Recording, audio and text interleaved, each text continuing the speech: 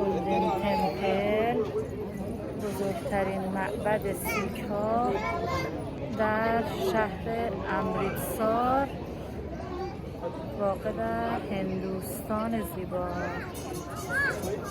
الان ساعت 1:30 شبه و میبینیم که چقدر شلوغه.